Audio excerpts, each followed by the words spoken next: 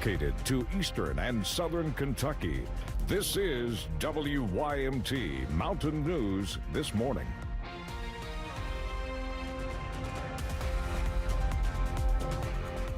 Good morning. Happy Tuesday to you, Mountain family. I'm Amelia Lee here with you on this July 22nd.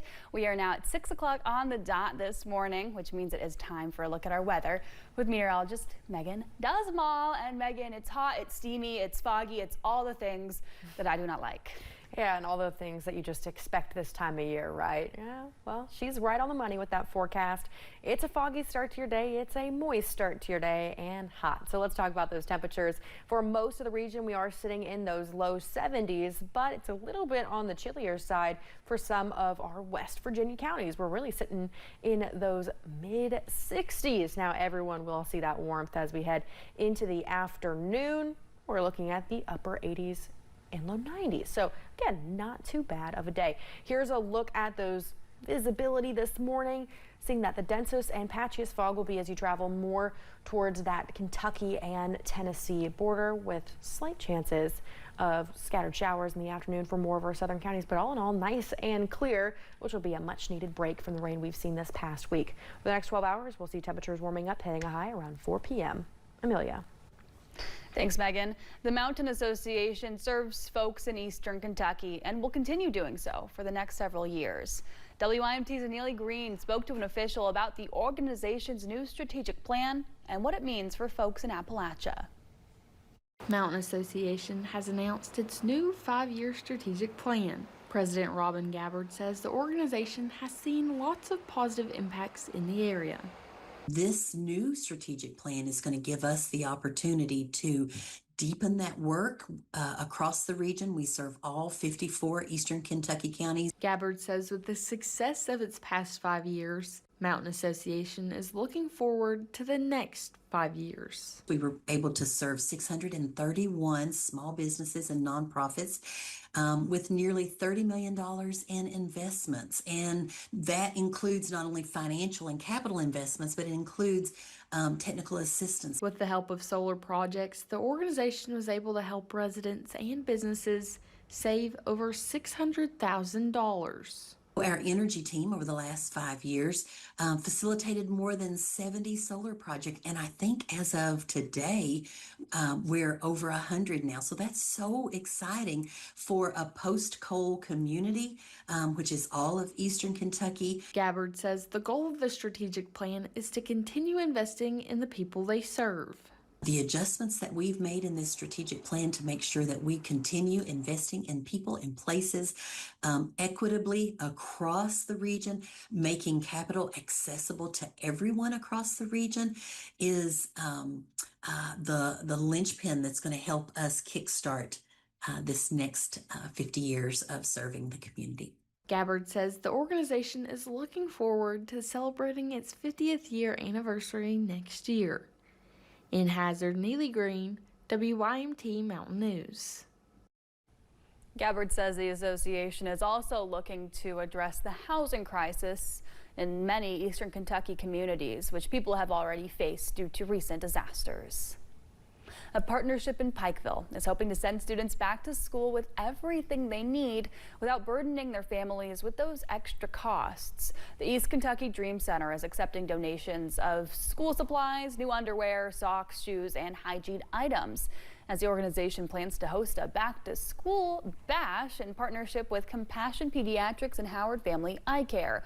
The event provides free eye exams, food, and supplies to families in need.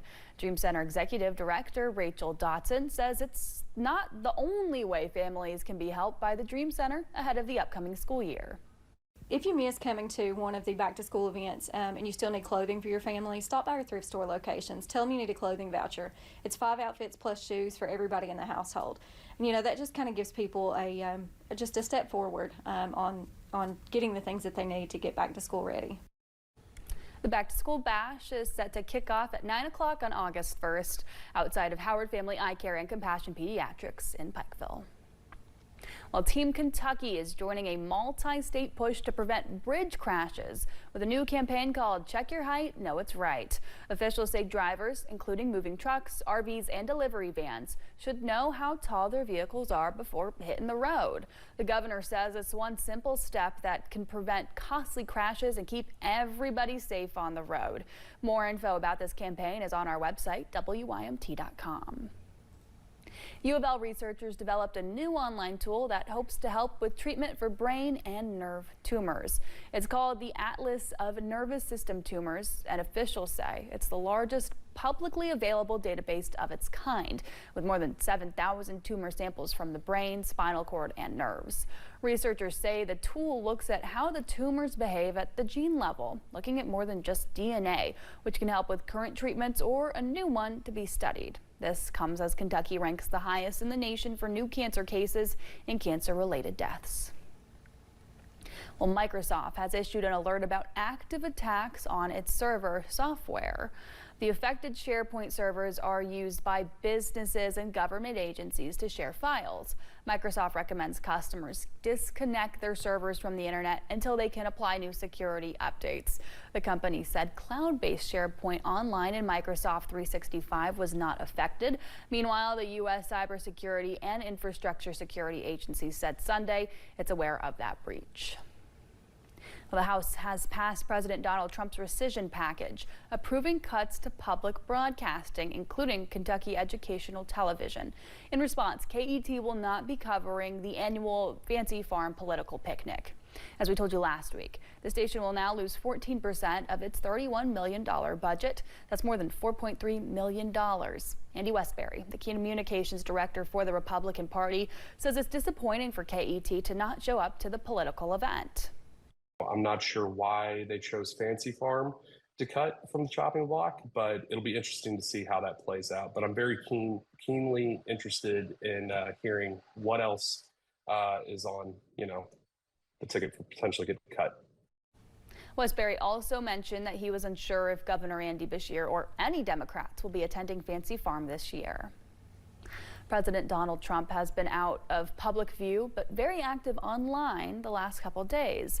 One post in particular on sports teams is generating reaction. The president said in a social media post that he may block a new stadium deal in Washington if the Commanders don't change their name back to the Redskins. The team made this change in 2022. City officials and the Commanders announced a deal in April to bring the team back to its former home, the RFK Stadium site.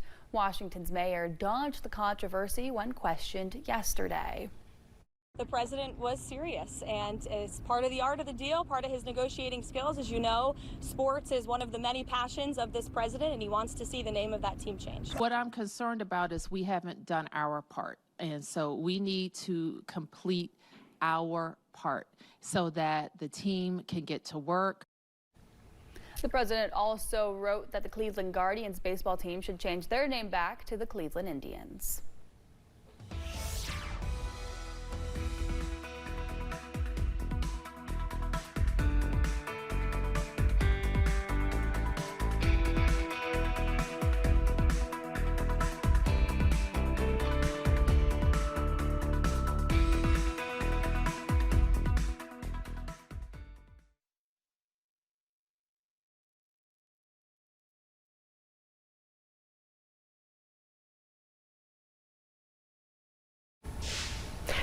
We're under a dense fog advisory this morning for those counties that are highlighted in that gray shade. You'll notice that it is for our more southern counties. You'll see dense and patchy fog as we're heading through the next couple of hours.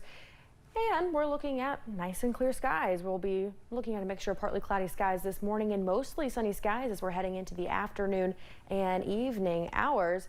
In terms of temperatures, we're really looking at a mixture of those 70s, but seeing some 60s for some of our more northern parts of the region. High temperatures for the day will be in the upper 80s and low 90s, and we'll hit that high around that 4 o'clock time frame.